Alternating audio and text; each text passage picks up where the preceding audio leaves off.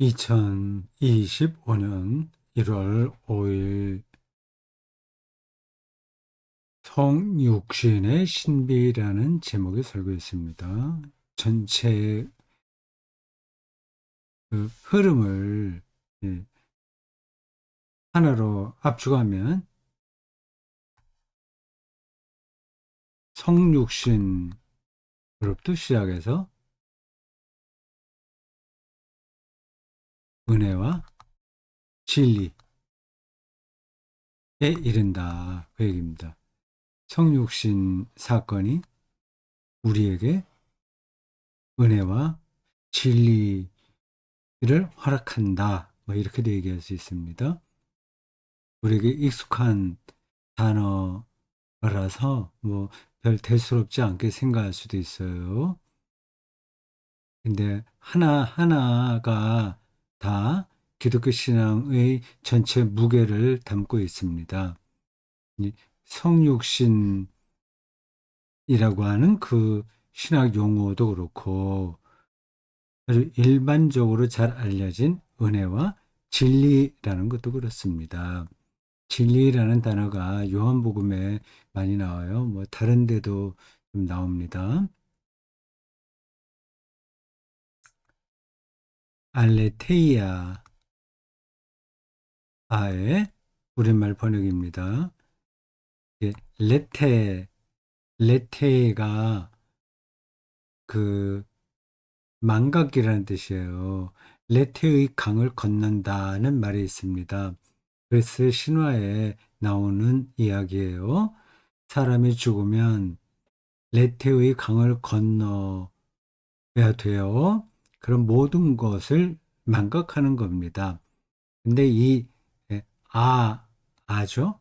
알레테이아 이렇게 발음이 되긴 하는데 이 아는 뭐뭐로부터 벗어난 그 탈출한다는 거예요. 그 망각으로부터 벗어나는 거 탈망각입니다. 탈은폐라고도 할 수 있어요. 근데 그게 이제 진리라는 그리스어가 담고 있는 의미입니다. 숨어 있던 것이 드러나는 게 바로 진리인 거죠. 근데 한번 드러난다고 해서 그게 다 드러나는 게 아니라 여전히 그 안에 은폐와 망각의 세계를 담고 있어요. 물리학에서도 마찬가지입니다. 노벨 물리학상을 탄 사람이 어떤 물리적 현상을 새롭게 찾았다고 합시다.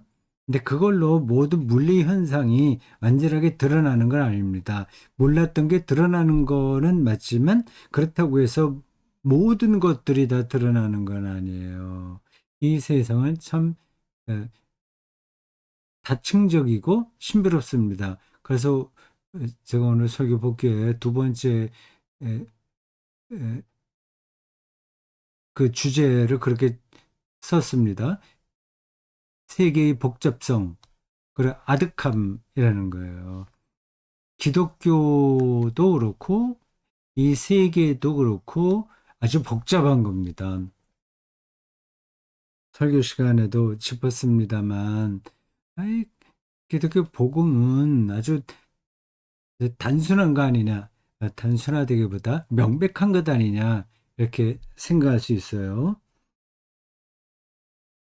명백하지 않다고 말할 수는 없으나, 그렇게 단순한 게 아닙니다. 아득한 겁니다.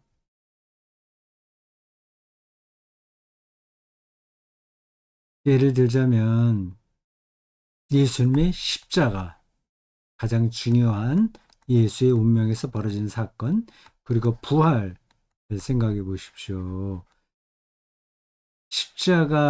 예수의 십자가 죽음이 인류를 구원할 유일한 길이다라는 그 기독교의 가르침이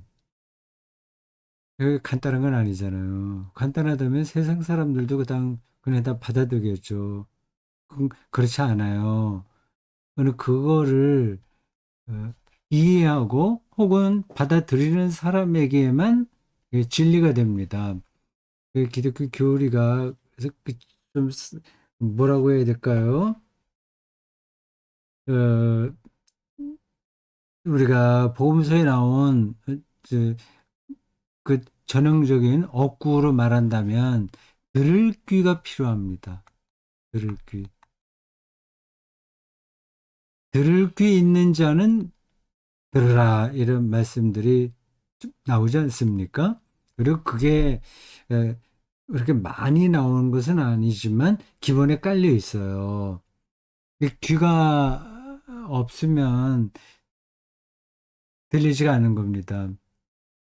아, 이거 뭐 당연한 이야기지. 그렇게 하는데 그렇지가 않아요. 왜 그렇지 않냐 하면 우리가 뭔가를 듣는다고 생각하는 겁니다. 예. 근데 예수의 십자가의 죽음이 우리 인류가 어, 구원받을 유일한 길이다라고 하는 사실이 모두에게 들리지는 않습니다.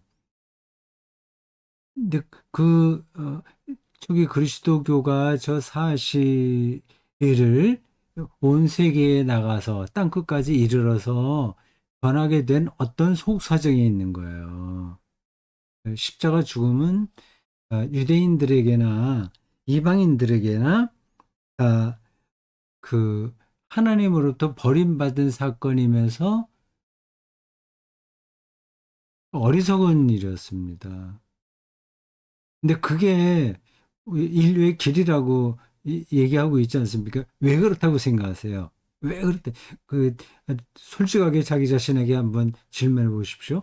왜 제자들은 예수님의 십자가 죽음을 인류 구원의 길이라고 얘기했나? 그 예수 십자가를 믿는다고 우리가 얘기를 하더라도 구원 받았는지 안 받았는지도 확실하게 모르지 않습니까? 일단 기독교 교리로 대답을 하면 이렇습니다. 알고 계신 분들도 계실 거예요. 예수의 십자가는 율법의 무효화입니다. 율법의 무효화. 여섯 번째, 율법이 나오죠. 그러니까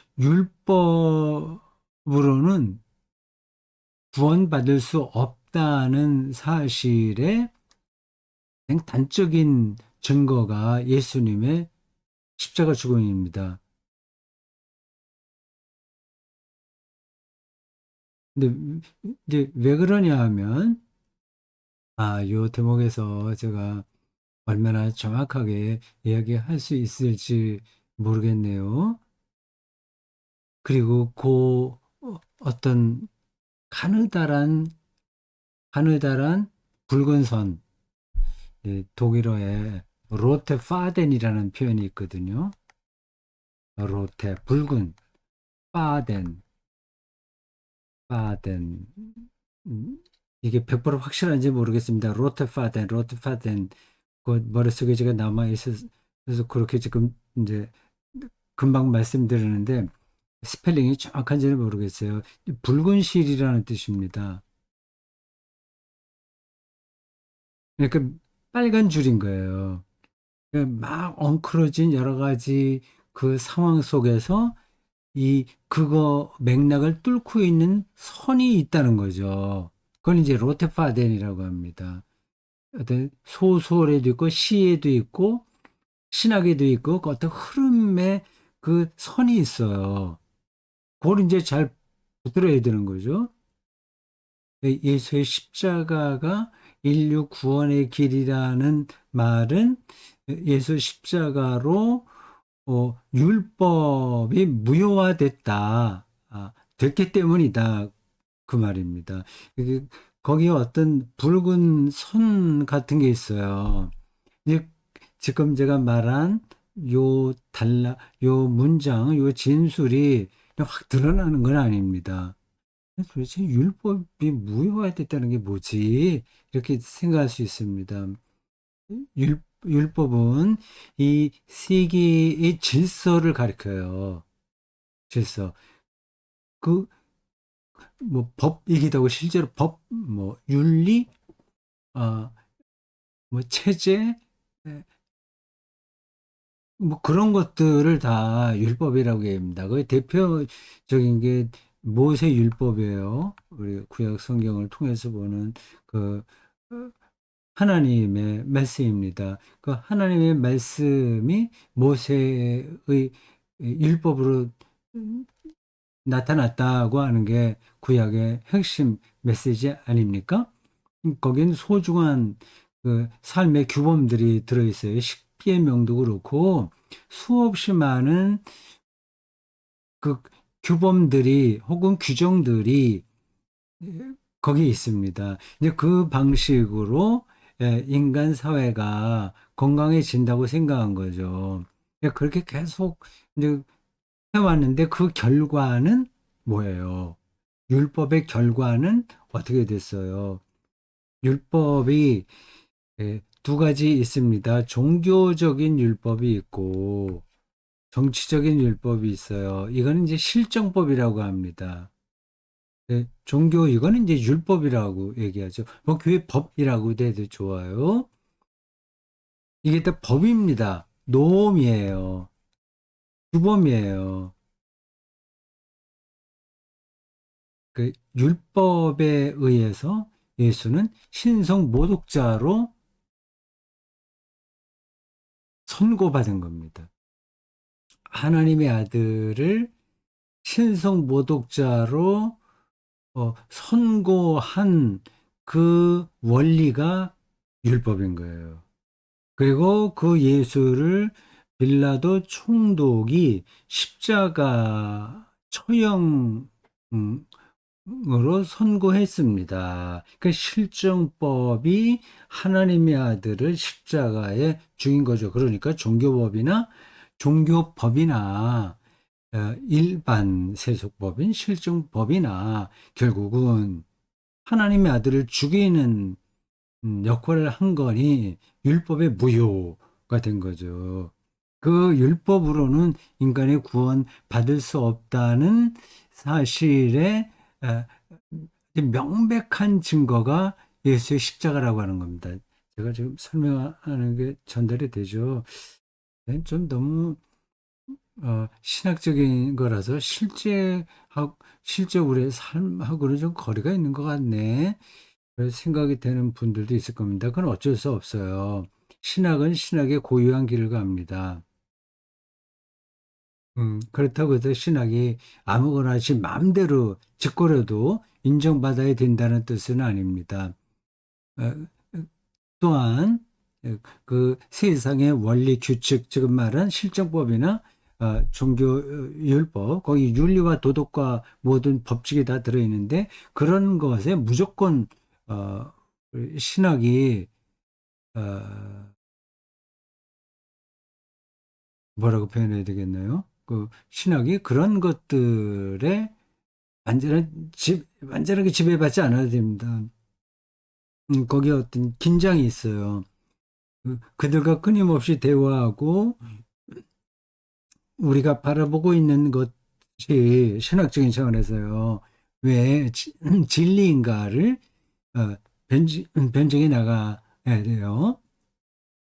그- 그들과 한편으로는 대화하고 다른 한편은 우리의 고유한 길을 제시하는 겁니다. 그러니까 율법과 실정법이 결국은 뭐 하나님 아들 죽였다고 제가 말씀드렸잖아요. 근데 꼭 그거를 어,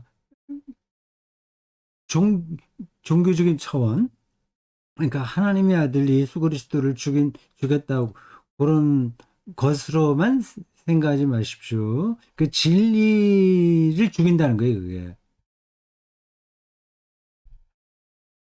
하나님의 아들은 진리의 아들이니까요.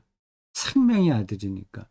우리가 하나님의 아들 하면은 너무 신적인 것으로만 생각하잖아요. 그 신적인 것과 인간적인 것이 어떻게 어, 신비한 방식으로 일치가 되는가, 그 맥락을 부드러야 됩니다. 그래서 이번 그 설교 때 성육신의 신비잖아요. 제목이 성육신의 맨 마지막에 있습니다. 성육신의 신비. 그래서 제가 좀 애를 먹었습니다.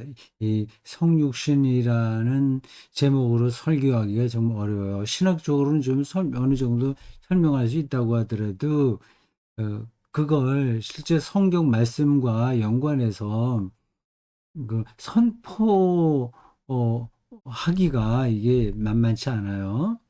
그래서 좀 애를 먹었습니다. 뭐 내가 알고 있는 한도 안에서 전하기는 했는데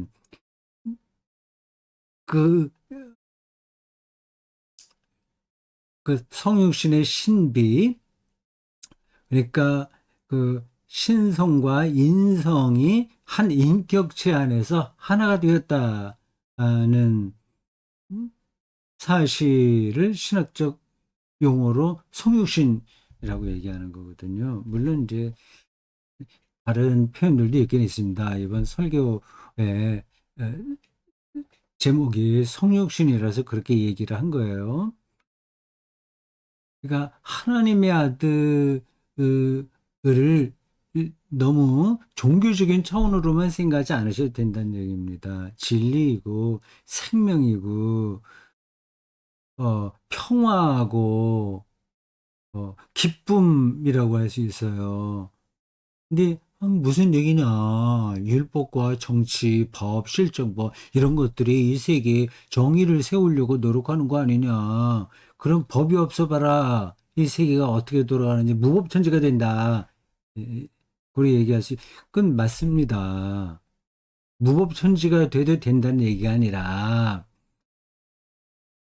그러니까 그 맥락을 우리가 잘 이해를 하셔야 되는데, 이 종교법인 율법과 정치법인 실정법이 절대화될 때 문제가 벌어진다는 거예요.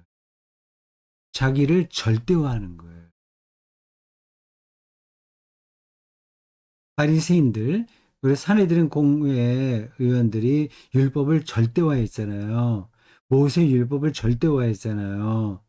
거기서 이제 어, 문제가 되는 겁니다. 실정법도 마찬가지예요. 지금 우리나라에도 이제 법이 뭐냐에 대한 근본적인 회의가 드러나기도 해요. 나타나기도 합니다. 뭐 대통령이 뭐 비상대권을 발휘한다고 해서 비상계엄을 선포하지 않았습니까? 뭐 자기 법대로 했다는 얘기 아니겠어요? 나라를 지키라고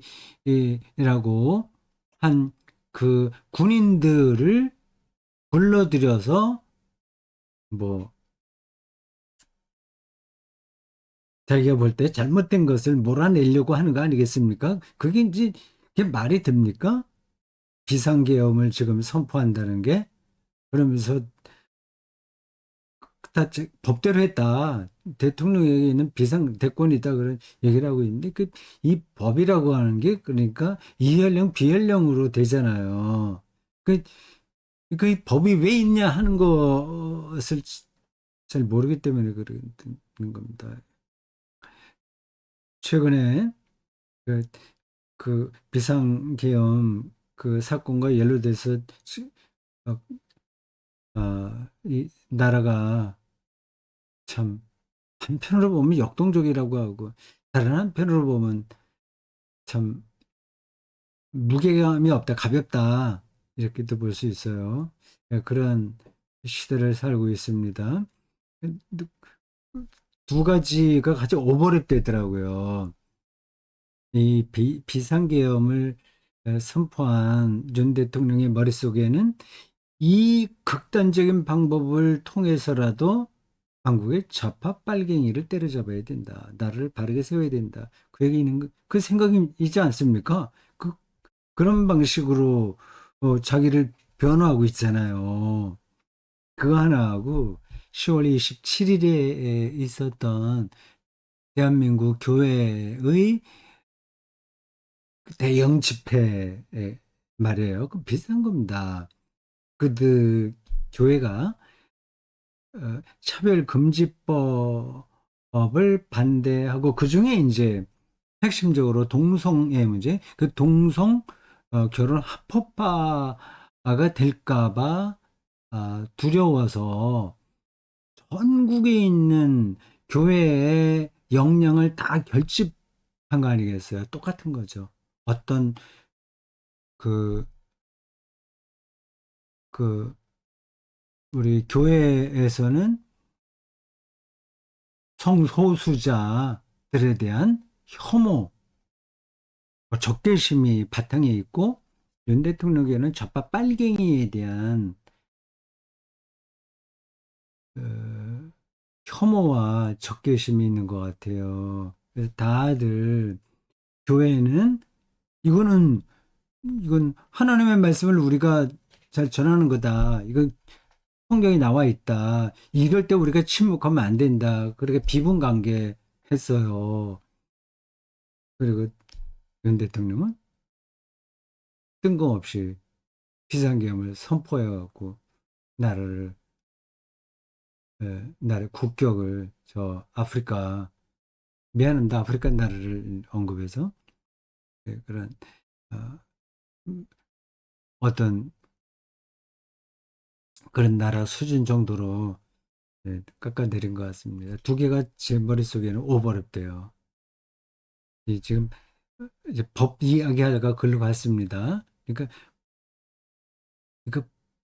법을 위해서 사람이 있는 게 아니라 사람을 위해서 법이 있거든요. 근데 그 법을 전문적으로 다루는 사람들은 율법이나 실정법이나 마찬가지인데 그걸 절대화하는 거예요. 그러면 하나님의 아들을 죽입니다. 정의를 파괴합니다. 그러니까 정말 그게 어려운 일이에요. 이 법을 다루는 사람들은 예언자와 같아야 됩니다. 실체를 뚫어볼 수 있어야 돼요.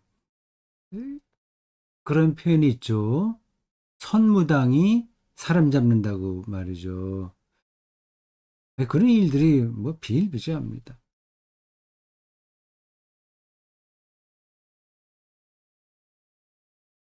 기독교와 세계가 얼마나 복잡하고 아득한지를 일단 그리스도인들이 더 깊이 좀 알았으면 좋겠습니다. 그거는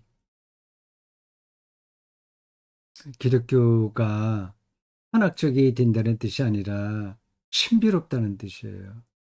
세계 자체가 신비로운 거예요. 그리고 깊어요. 그리고 다층적입니다. 그래서 그걸 우리가 다 눈치채지 못해요. 보세요. 우린 지금 제가 볼 때 앞만 볼 수 있습니다. 한 45도 정도 이렇게 봐요. 뒤를 못 봅니다. 동시에는 못 봐요. 그러니까 우리 시각에도 한계가 있는 거죠. 이건 하나의 비유예요. 우리 인식, 어떤 대상을 알아보는 것도 이 안에만 있습니다. 그 어, 바다에서 부는 바람을 타고 활공하는 그 어, 물새들이 느끼는 바람하고 우리가 느끼는 바람하고는 다른 거예요. 우리 집에 매일 아침 찾아와서 저에게 밥을 얻어먹는 그 어, 길고양이들, 그들이 이 보는 우리 마당에 있는 의자와 내가 보는 의자는 다른 겁니다. 그들에게는 의자라는 개념이 없어요. 그냥 나무가 있고 뭐 어떤 턱이 있어서 올라갈 수 있고 그런 정도예요. 그러나 저에게는 그 의자라는 특별한 게 경험되는 겁니다. 우리는 어쩌면 길고양이처럼 세계를 그 방식 안에서만 이해하는지 몰라요.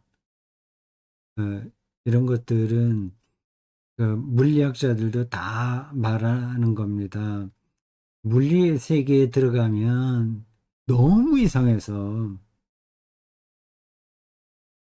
우주가 다중우주가 아닌가? 그래 생각하는 겁니다. 다 다르게 우주가 섞여 있다는 거예요. 그 좀 이상하죠? 말장난같이 느껴지죠.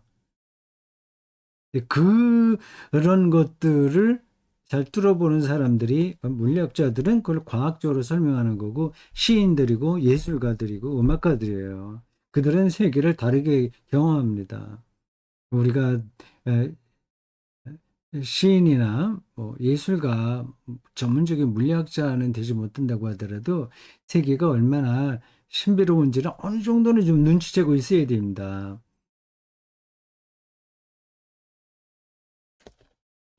말이 어디까지 나갔나?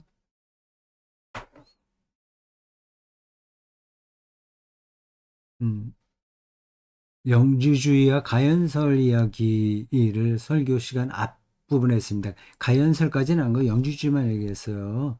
이제 영지주의는 결국 가연설을 낳게 됩니다. 예수가 실제로 있었던 게 아니라 그림자로 나타났다고 그렇게 얘기하는 겁니다. 예수의 인성을 다 부정하는 거죠. 그 많은 그리스도인들의 어, 생각에는 예수가 그냥 신적인 존재이지 이 인간성은 거의 예, 없어요. 음, 거의 가연설적인 예수의 그렇게 있습니다. 가연설까지는 안 간다고 하더라도 이건 너무 이제 극단적인 거고 가연설은 영지주의적인 생각은 한국 그리스도인들에게 많습니다. 말씀이 육신이 됐다고 그랬습니다. 사르크스가 된 거예요. 로고스 이게 말씀으로 번역됐습니다. 로고스가 사르크스 됐다. 이 두 개. 로고스와 사르크스 완전히 다른 거예요. 완전히 다른 게 아니라 어, 아리스토텔레스 표현을 빌리면 로고스는 형상이고 폼 FROM FOR 폼이고 사르크스는 진료예요. 매터 매트리얼이라고도 하죠. 진료예요. 이 두 개가 결합돼야만 어떤 실체가 가능한 겁니다. 이제 그리스 시대부터 뭐 그 시대만이 아니라 그 이전부터라도 그랬겠고 뭐 그쪽 서양만이 아니라 동양도 마찬가지인데 이 세계가 너무 신비로워서 그거를 설명하려고 무지하게 애를 많이 썼습니다. 그런 게 뭐 철학과 사상 뭐 이런 데로 좀 흘러나왔어요. 우리 기독교도 그런 서양 철학과 부단한 대화를 통해서 자기 신앙의 내용을 형성해 갔습니다. 그 형성에는 과정이 그렇게 간단한 게 아니에요. 오랜 투쟁의 결과로 나온 겁니다. 이 기독교 교리는 말하자면 이단 투쟁의 역사라고 볼 수 있습니다. 이단이라고 해서 나쁘다는 뜻이 아니에요. 생각이 다르다는 거예요. 영지주의가 나쁜 게 아니라 예수를 더 이상적으로 설명하려고 했던 겁니다. 플라톤의 이데아에 맞도록 설명해 보려고 했던 거예요. 믿음이 좋은 거예요, 말하자면. 근데 그게 교부들이 볼 때는 잘못됐다 그래서 그런 것 이제 2단으로 축출했죠. 그런 게 계속 이어졌습니다.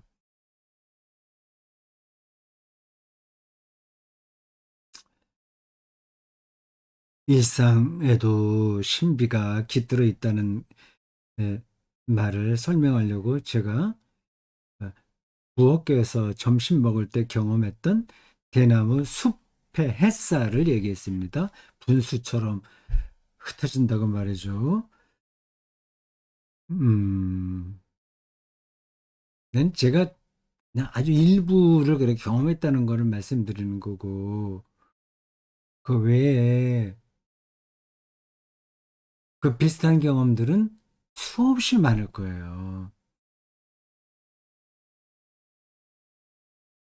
그런 것처럼 얼마나 그 세계가 그러면 새롭습니까? 그냥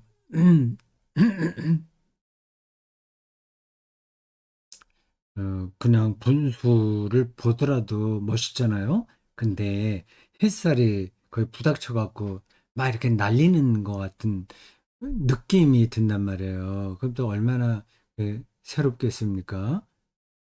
근데 이 세계의 곳곳에 그런 것들이 다 숨어 있습니다. 신비로운 거죠. 아, 그게 뭐가 신비로워. 그냥 다 세계 물리적 현상인데, 뭐 다 과학적으로 설명할 수 있는 건데, 그게 뭐가 신비로워.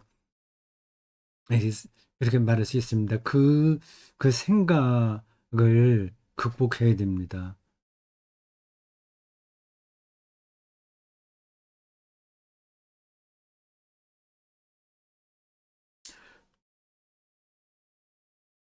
본문이 그렇게 얘기합니다.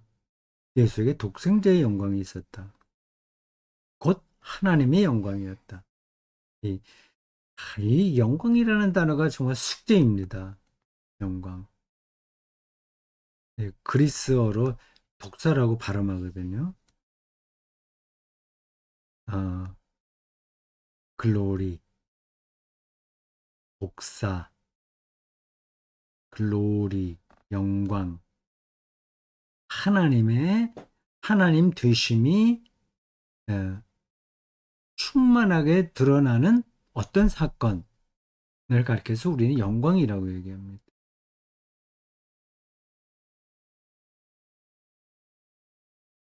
그건 뭐 그렇게 하고 지나가죠.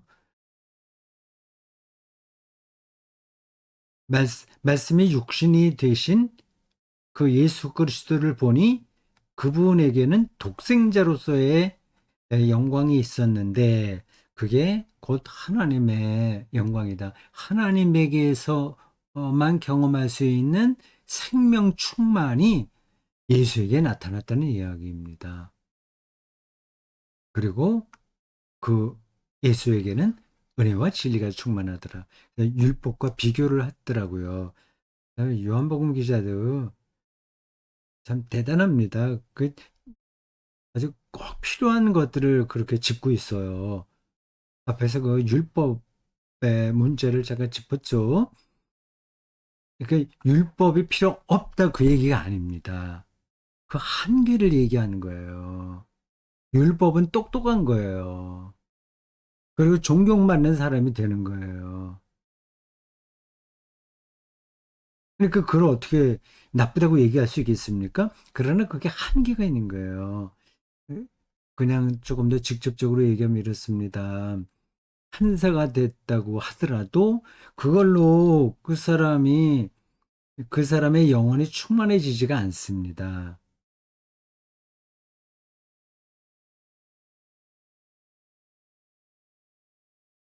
그것 말고 뭐 여러 가지 사람들이 부러워할 만한 그러한 위치에 올라가고 뭐 그러한 재산을 형성했다고 하더라도 별로 그 사람의 영혼이 충만해지지 않는 거야. 에이, 그런 이야기들은 그냥 공자왈이지. 실제로 이 세계 사는데 판사 되고 의사 되고 대학 총장 되고 하는 게 얼마나 멋진 일인데 그리고 뭐 수십억 수백억짜리 아파트와 그런 데 사는 게 얼마나 멋진데 왜 그런 거가 영혼의 만족이 안 된다고 얘기하는 거냐. 그렇게 반문할 수 있습니다. 도대체 영혼의 만족이라고 하는 건 그게 뭐 실제로 있나? 괜히 자기 만족 아닌가? 그래 생각할 수 있습니다. 네, 그렇지 않습니다. 그, 더 이상 이걸 설명하지 않겠어요. 성육신의 신비를 아는 사람은 그 세상에 있는 일들이 얼마나 시시한지를 알게 되는 게 설교의 본 결론이었습니다. 세상은 늘 율법으로 작동해요.